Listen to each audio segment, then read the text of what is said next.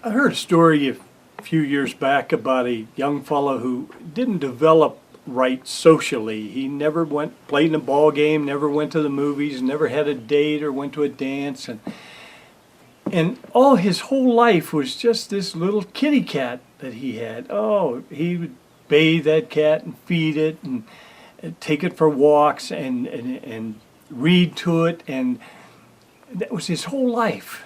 And he got drafted into the Army, and he went to Vietnam.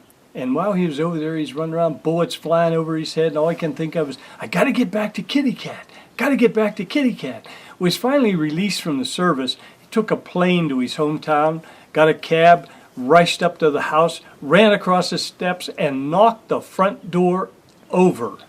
And ran in the living room and yelled, "Where's my kitty cat?" His brother's sitting there reading the paper. He looks up and said, "Hey kid, that cat died 2 years ago." Well, the young kid went to pieces. He got hysterical, he's crying and carrying on. His brother finally got him calmed down, and he said, "Hey kid, you were gone for years. We never got a letter, a postcard, a phone call. We didn't know whether you were living or dead. And then you come in here and all you worry about's that cat." And he said, "I'd just forgotten how much it meant to you." And the kid said, "Well, I'm feeling a little better now, but if you'd have told me a story," he said, "it would have helped me accept the loss of my dear friend."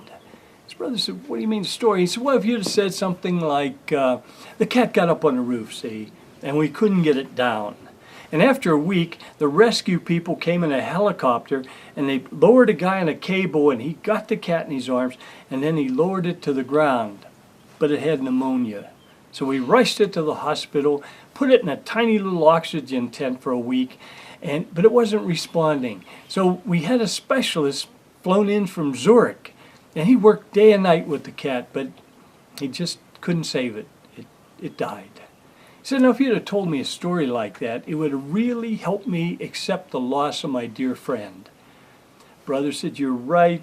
I'm sorry. I should have told you a story. What can I say?" And the kid said, "Oh, that's okay. I'm feeling much better now." He said, "Hey, where's Mom?" So, well, she got up on the roof, and we couldn't get her down.